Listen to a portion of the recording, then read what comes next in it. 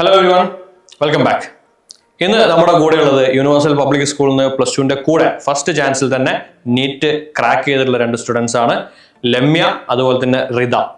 അപ്പോൾ അവരെങ്ങനെ പ്രിപ്പയർ ചെയ്തു, അവരുടെ സ്ട്രാറ്റജീസ് എന്തൊക്കെയായിരുന്നു, എക്സാമിനേഷന് വേണ്ടിയിട്ട് അവർ ചെയ്ത കാര്യങ്ങൾ, എക്സാം ഹാളിൽ അവർക്കുണ്ടായ എക്സ്പീരിയൻസ്, ഈ വക കാര്യങ്ങളൊക്കെ നമുക്ക് അവരോട് ചോദിച്ചറിയാം. So first of all welcome. അപ്പോൾ പ്ലസ് ടുവിന്റെ കൂടെ ഫസ്റ്റ് ചോദിക്കാനുള്ളത്, ഇപ്പോൾ എക്സാം എഴുതാൻ പോകുമ്പോൾ കോൺഫിഡന്റ് ആയിരുന്നോ? ഫസ്റ്റ് ചാൻസിൽ തന്നെ നമ്മൾ നേടിയെടുക്കുന്നുണ്ട് ആയിരുന്നു? എങ്ങനെ കോൺഫിഡൻസ് വന്നു? ഇവിടുത്തെ എക്സാമിനൊക്കെ മാർക്ക് ഉണ്ടാവാറുണ്ടായിരുന്നോ? ഇവിടുത്തെ എനിക്ക് അങ്ങനെ 600 അബവ് കേറിയിട്ടില്ല. പക്ഷേ സാർ എപ്പോഴും പറയലുണ്ട്, ഇവിടെ 600 അബവ് കേറിയിട്ടില്ലെങ്കിലും നീറ്റിൽ എന്തായാലും കേറും, ആ ഒരു വിശ്വാസം ഉണ്ടായിരുന്നു. ഇതൊക്കെ ഉണ്ടാവലുണ്ട്. അപ്പോൾ എക്സാമിന് വലിയ കുഴപ്പമില്ലാതെ സ്കോർ ചെയ്യാൻ പറ്റുന്നു ഉറപ്പിച്ചിട്ടുണ്ടായിരുന്നു. എത്രയാണ് വന്നിട്ടുള്ള സ്കോർ? ലെമ്യന്റെ എത്ര വന്നുള്ളത്? 672, 659. സോ രണ്ട് സ്കോർ ആയാലും എന്തായാലും നമുക്ക് ഉറപ്പിച്ച് അഡ്മിഷൻ കിട്ടും എന്ന് പറയുന്ന സ്കോറുകൾ തന്നെയാണ്. അപ്പോൾ എന്തൊക്കെയാണ് ഇതിന് പ്രിപ്പറേഷൻ എങ്ങനെയായിരുന്നു? ഇപ്പോൾ ഫിസിക്സ്, കെമിസ്ട്രി, ബയോളജി 3 സബ്ജക്ട് എടുക്കുകയാണെന്നുണ്ടെങ്കിൽ ഏത് രീതിയിൽ പ്രിപ്പയർ ചെയ്തു എന്നാണ് നിങ്ങൾ പറയാം? ലമ്യ എന്താ പറയുന്നത്? ഞാൻ ബയോളജി കെമിസ്ട്രിയും NCERT റെഫർ ചെയ്താണ് പഠിച്ചിരുന്നത്. ബയോളജി ക്വസ്റ്റ്യൻസ് ലാസ്റ്റ് ഒക്കെ ആയപ്പോൾ ക്വസ്റ്റ്യൻസ് ചെയ്ത് അതിൽ നമുക്ക് എന്താണ് അറിയാത്തത് മനസ്സിലാക്കിയാണ്ട് ആ ഏരിയ ഫോക്കസ് ചെയ്ത് പിന്നെ വായിക്കും. പിന്നെ കെമിസ്ട്രി ഇപ്രാവശ്യം ഇനോർഗാനിക് ഒക്കെ കുറവായതുകൊണ്ട് ഓർഗാനിക് കെമിസ്ട്രി ഞാൻ നല്ലോണം ടെക്സ്റ്റ് വായിച്ചു, അതിലത്തെ സോൾഡ് എക്സാമ്പിള് പിന്നെ എക്സസൈസ് ഒക്കെ ചെയ്തു. ഫിസിക്സ് +1 NCERT വായിച്ചില്ല, +1 എനിക്ക് NCERT മനസ്സിലാവുണ്ടായില്ല. പിന്നെ +2 എത്തിയപ്പോ എന്താണ് കുറച്ചൊക്കെ മനസ്സിലായി തുടങ്ങി, വായിച്ച് ശീലായി. എക്സസൈസ് ക്വസ്റ്റ്യൻ ചെയ്യാറില്ല, പക്ഷെ എന്താണ് സോൾഡ് എക്സാമ്പിൾ മാക്സിമം ചെയ്യാൻ നോക്കും. ചിലതൊക്കെ വലിയ കൺസെപ്റ്റും ചിലതൊക്കെ വലിയ വാല്യൂസ് ആവും. നമ്മൾ വിചാരിക്കുന്ന പോലെ കട്ടായി പോവാത്ത, സ്ക്വയർ റൂട്ട് എടുത്താൽ മതി അതൊക്കെ കിട്ടാത്ത നമ്പേഴ്സ് ഒക്കെയാണ് NCERT ഉണ്ടാവുക. കാരണം ഒരു മൾട്ടിപ്പിൾ ചോയ്സ് ക്വസ്റ്റ്യനെ ഫോക്കസ് ചെയ്തിട്ടുള്ള നമ്പേഴ്സ് ആവില്ല. അങ്ങനെ ഒരു ബുദ്ധിമുട്ടുണ്ടാവും. അതൊക്കെ ഒഴിവാക്കും. അതൊക്കെ ഇതിപ്പോ ജയിക്കും നീറ്റിനുള്ള ഒരു കോമൺ ബുക്കാണ്. അപ്പോ എന്താണ് നീറ്റിൽ നമ്മൾ പാസ്റ്റ് ഇയർ ഒക്കെ എടുത്ത് നോക്കുമ്പോ ഈ ഒരു ലെവലുള്ളൂ മനസ്സിലായാല് അത് ഒഴിവാക്കും. എന്ന് വെച്ചാൽ ലമ്യന്റെ ഒരു ബേസിക് റെഫറൻസ് ഏത് സബ്ജക്റ്റിലായി കഴിഞ്ഞാലും അത് NCERT ആണ്. NCERT ഫോളോ ചെയ്തിട്ടാണ് മുന്നോട്ട് പോകാറുള്ളത്. ഓക്കെ, റിതന്റെ കേസിലോ? ബയോളജി, ഓർഗാനിക് കെമിസ്ട്രിയും ടെക്സ്റ്റും നല്ല വായിക്കാം. പിന്നെ കെമിസ്ട്രിയിലും ഫിസിക്സിലും ഒരേപോലെ രണ്ടിലുള്ള ഇൻടെക്സ്റ്റ് ക്വസ്റ്റ്യൻസ് നന്നായി ചെയ്യാം. പിന്നെ ഇവിടുത്തെ മൊഡ്യൂളും നല്ലോണം ചെയ്യാം. അപ്പോൾ ലമ്യ മൊഡ്യൂളിലെ ക്വസ്റ്റ്യൻസ് വർക്ക്ഔട്ട് ചെയ്തില്ലേ?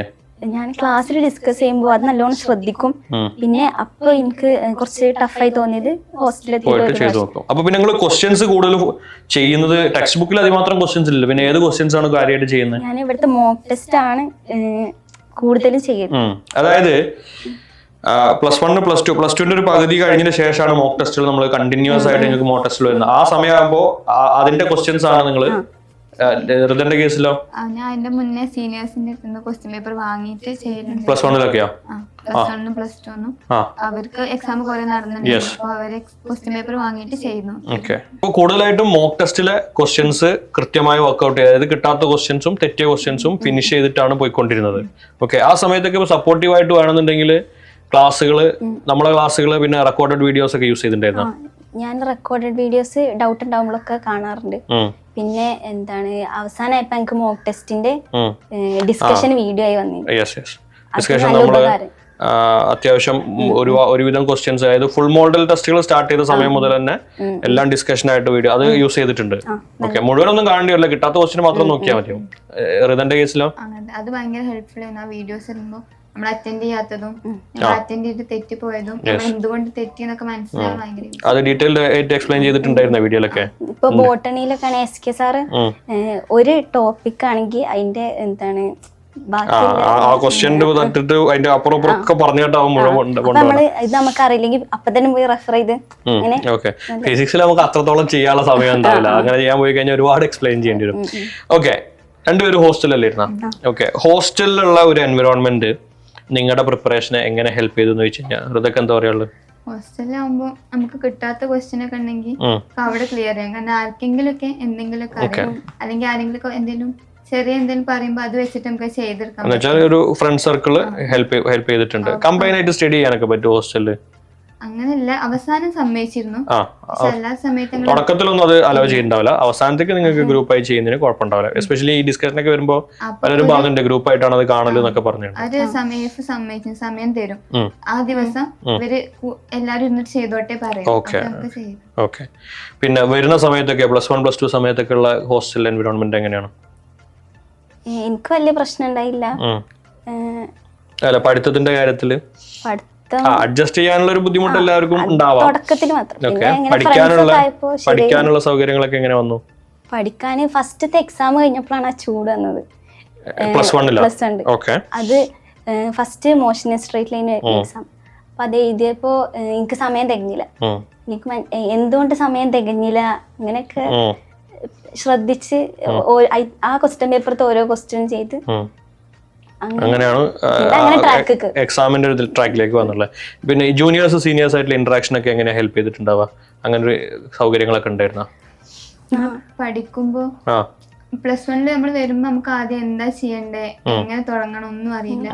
അപ്പൊ സീനിയേഴ്സ് എന്താ ചെയ്യണം കണ്ടിട്ട് നമുക്ക് ചെയ്യുമ്പോ മനസ്സിലാവും എന്താ ചെയ്യണ്ടേ. നമ്മൾ ഫസ്റ്റ് ആയിട്ട് ക്വസ്റ്റ്യൻ ഒക്കെ ചെയ്യാൻ തുടങ്ങുമ്പോ നമുക്കൊന്നും കിട്ടൂല. അപ്പൊ അവരെങ്ങനെയൊക്കെ ചെയ്യണം എന്നിങ്ങനെ പറഞ്ഞു തരുമ്പോ പിന്നെ നമുക്കതിങ്ങനെ ചെയ്ത് മുന്നോട്ടുണ്ടാവാൻ പറ്റും. പിന്നെ ജൂനിയേഴ്സ് ഓരോ ഡൗട്ട് ചോദിക്കുമ്പോ നമുക്ക് ഈ ഭാഗം അറിയില്ല. നിങ്ങൾ +2 എത്തുന്ന സമയത്ത് ജൂനിയേഴ്സ് ചോദിക്കുമ്പോ ഇന്ന ഭാഗം അറിയില്ല, എഫക്റ്റീവ്ലി ജൂനിയേഴ്സ് ചോദിക്കുമ്പോൾ അതിന്റെ മറുപടി നമ്മൾ പറഞ്ഞു കൊടുക്കണം, അല്ലെങ്കിൽ അഭിമാന പ്രശ്നമാണ് ഒന്ന്.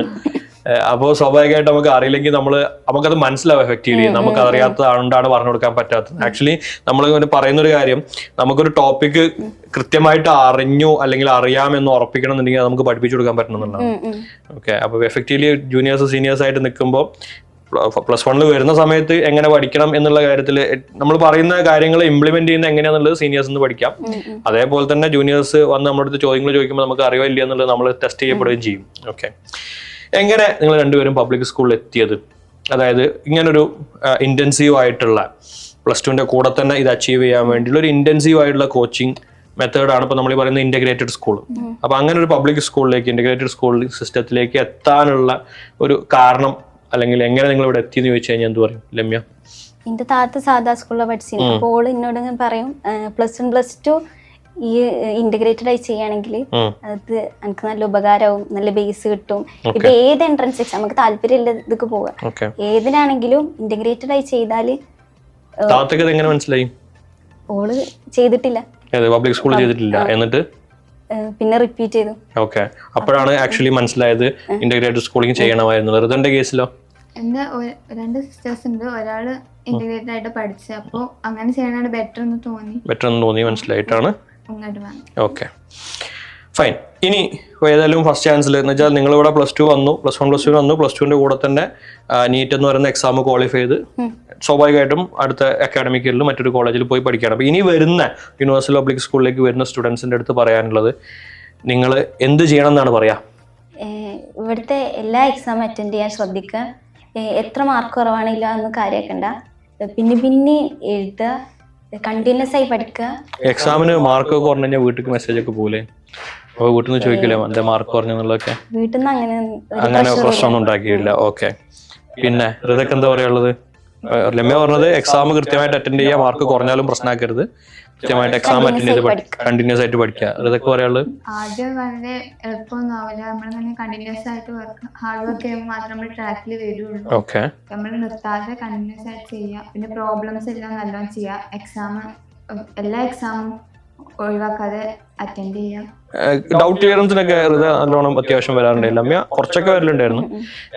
നിങ്ങൾ എഫക്ച്വലി അതിലും ഒരു പോയിന്റ് എന്താ വെച്ച് കഴിഞ്ഞാൽ കിട്ടാത്ത സാധനങ്ങൾ ചോദിച്ച് പഠിച്ച് മനസ്സിലാക്കുന്ന ആൾക്കാർക്ക് അത് റെഡിയായി വരുള്ളൂ. ഓക്കെ. റിസ്വാനും അങ്ങനെ തന്നെയാണ്. ആക്ച്വലി റിസ്വാനും വേറെയും കുറെ ആൾക്കാരുണ്ട്, ചില ആൾക്കാരൊക്കെ ബോർഡറിലാണ്. സോ കൃത്യമായിട്ട് പ്രോബ്ലംസ് വർക്ക്ഔട്ട് ചെയ്യുക, അതേപോലെ തന്നെ NCERT ടെക്സ്റ്റ് ബുക്കിനെ ബേസ് ചെയ്ത് പഠിക്കുക, എക്സാമുകൾ പരമാവധി പ്രാക്ടീസ് ചെയ്യുക. ഇതൊക്കെയാണ് നിങ്ങൾ ചെയ്യേണ്ട കാര്യങ്ങൾ. ഇങ്ങനെയൊക്കെ ചെയ്യുന്ന ആളുകളാണ് ആക്ച്വലി ഫസ്റ്റ് ചാൻസിൽ എൻട്രൻസ് ക്രാക്ക് ചെയ്ത് മുന്നോട്ട് പോകുന്നത്. അപ്പോൾ ഏതായാലും നിങ്ങൾ വന്നതിന് വളരെയധികം സന്തോഷം. Thank you for listening.